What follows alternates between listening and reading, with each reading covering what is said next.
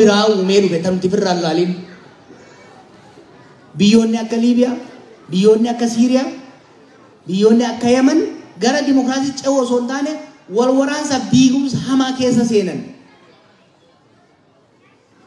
Nuti ummata keenya bal'ootti dabarsu, nagaatti dabarsu, dimokiraasiitti dabarsuudhaaf qabsoofne malee ummata keenya wal waraansa hin caamne galchuu waan hin barbaadiniif regime change yaada jiru duubatti dhiibne regime reform and transformation ka jirutti deemne jechuudha. Risk avoid gochuudhaaf kana goone.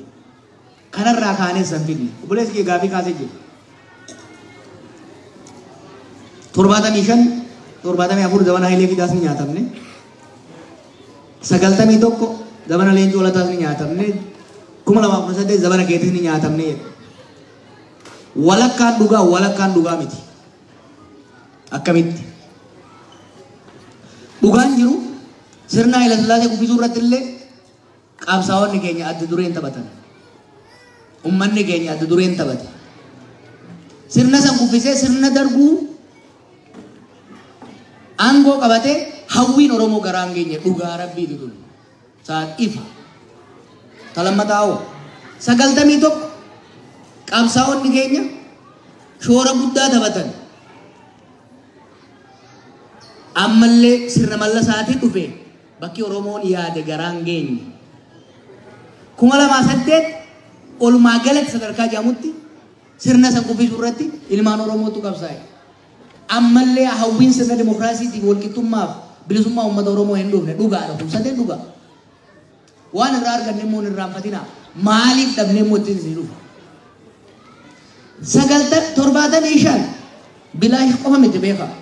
75 sirna nugusaa diiguun yoo xiqqaate Oromoon ciisanyummaarraa akka bahee qonnaan bulaan keenya lafa argatu godhe. Lafa argachuun sun qabsoo itti aanu murteessaa ture. Manguddoon nu gidduu jiranii himuu danda'an. Obboleeyyan keenya gariin qaama isin duuduu jiran kan yeroo gabaabduu waggaa 2-3 keessatti lubbuun jiran Zagayyaa Asfaafaas jiran. Qaariin isaan godhanii lafa sirna abbaa lafaa harkaa fuudhanii qonnaan bulaa keenya kennan sochii adda bilisummaa Oromoo 80moota keessa godheef shoora guddaa taphate jechuudha.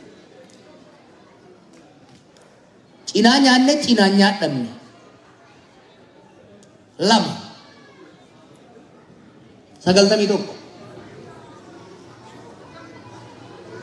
nyaadhamuu qofa miti galaaluu qabna. 91 Oromiyaa wanni jedhamu hin jirtu jechaa turan. Yeroo san Profeesar Mahammad maal jee barreessaa 86 na fakkaata. Oromiyaan jedhamtu har'a lafarra jiraachuu baattus hanga sammuu Oromoo keessatti hafa qaalamteetti gaaf tokko lafarra mul'achuu isaa irraa hunduu yaachaa ture. Amata 4 keessatti Oromiyaa waan jedhu jaarre. Qubeen haraam jaamaa turte suni hojiirra oolte. Isinitti himu Oromiyaan 91 osoo ijaaramuu baatte. Oromiyaan ijaaramte sun qubeen ilmaan barsiisuu osoo baatte. Dhaloota qubee har'a isin faasita kun hin jiraatu dhaloota fidalaa ifirraanfatee shinaabbaachoo ta'uu jiraata ture. Dhaloonni qubee aniif waan lagiyya hoogganne sirna kana lafaan dhooyne kun bu'aa 91ti. Irraa buufannee jirraa jechuudha. 2008 booda waan irraa arganne hin dubbadhu. Gara fuulduraatiin seenaa irratti ni hima. Waan irraa arganne hedduudha. Wanni karaa saarrees akkasuma. Now let me take you back. Wanni if gaafatu qabdan 75 maaliif guutuutti nyaachuu dhabnee nyaadhamne? 91 maaliif bakka garaa keenya dhaquu dadhabne? 2018 maaliif sirna inni barbaannu jaaruu dhabne? Angaafina nuuf gaafadhu kana. Quba qabu dandeessan Hayilee Fidaatti, Leencoo Lataatti, Jawaaritti, Kaanitti. Sun afanni famnu sun rakkoon qabu. Waay maaltu nu hanqise ka jedhu san deebii beekaa maali wani nu hanqise akka laalutti 75 dadammaqiinsi saba keenyaatu sadarkaa sanirra turre. Nooti Hayilee Fidaa tokkorraa kan hin argee jira. Namni Oromoo Yuunivarsiitii yeroo san fite 1,200 qofa ture. Nama hanga saniini dachii sanuu namaa qoodan qophiin hin turre structure jiru san to'achuudhaaf sirna san jan diiguu qofa osoo hin ta'in sirna ijaaruudhaaf qophiin hin turre gahumsa hin qabnu turre akka hawaasaatti 91 garuu 91 yeroo jijjiirame sun dhufutti humnoonni naannoo san socho'an humnaan abaa'u caalu turan humna namaatiinis humna hidhannootiinis humna siyaasaatiinis hanga fedhe osoo wixxifatee galaasaa dilbootiif illee tuulataa hamma dalagan sanii ol dalaguu hirma dandeenye 91 nakin waan qabaniin gabaa bayanii bara 2018 zamana kiyyaa isiniif hin himu reebu isiniif hin jedhu hawwii dhabneetii miti riskiin amma dhufe kun haganallee hammaatu baatu akka jiru numa beeyna turre we took a risk calculated risk bishaan ciisuu kan wayya status quo itti fufuurra jijjiirama wayya jijjiirama kana jara kana yoo kadee mutaa rakkoo maaltu narra uuma ka jawu we calculated and we took risk we gambled cinaani nyaanne maaliif nyaatamne reebu isinitti hime jaarmayni jaarame hin turre ka aangoo qabachuu danda'u power vacuum san guutuu sirni danda'u hin turre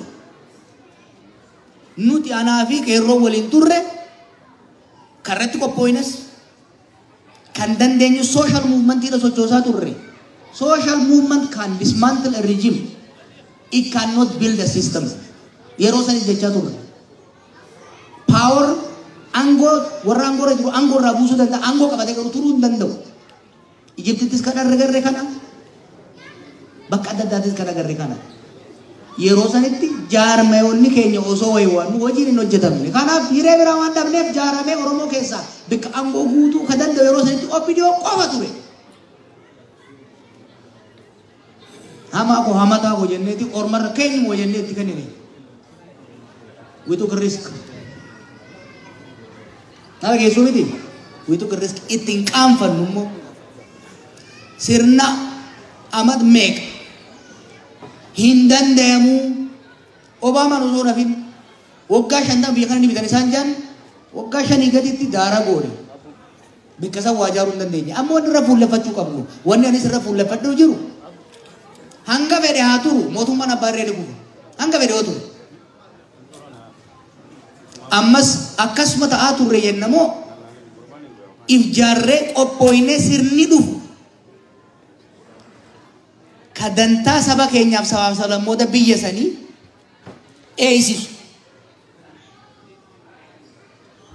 eeysisuu danda'u jaaruudha qabna nuti paartii jaaruu jirra itti yaannee mana hidhaammoo akka gaarii yeroo nuu kennu itti yaannee maaltu hanqate Oromoodhaaf mirga isaa eeysisuudhaaf dantaa isaa kabachiisuudhaaf if misoomsuudhaaf maaltu isaan hanqate jaarmaa isaan hanqate political organization cimaa ta'e Oromiyaa fakkaatu tarsiimoodhaan masakamu haala qabatamaa hawaasa isaa biyya sanii naannoo saniif addunyaa hubatee waliin tarkaanfachiisuu danda'u pragmatic and dynamic kan ta'e jaarmaa siyaasaa jaaruu irratti itti seenne blueprint isaa mana hidhaa ta'e keenya itti baanaa hojiitti seenne jechuudha jaarmaan keenya waggoota lamaan dabre kana ulee hamaa irra godhe godaanisa irraa fayyifne jaarmaa keenya jaarree koora godhannee hoggansa keenya kaayannee tarsiimoo waliigala lafa kaayannee bilcheeffanneeti isinitti dhufu waan hojjetaa jirru hunda isinitti himne I might be wrong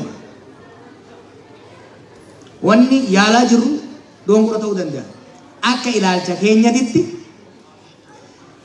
aga sammuun teenya nuu himtetti wanti amma saba keenya barbaachisu jaarmaa cimaa jenneeti jaarmaa jaaruu wanni aktiivizimii dhiisee miidiyaa dhiisee dhugaa isinitti immoo jaarmaa siyaasaa keessa seenuu hin fedhun ture ammallee an bilisa ta'uu hin fedha jaarmaa an tatamuu hin fedhu garuu saba kanaaf ka barbaachisu kophaa deemuu osoo hin taane nama cimaa osoo hin taane jaarmaa cimaadha jee waan inni dhufa amansiiseefin jaarmaa na fakkaatu keessa seenee jechuudha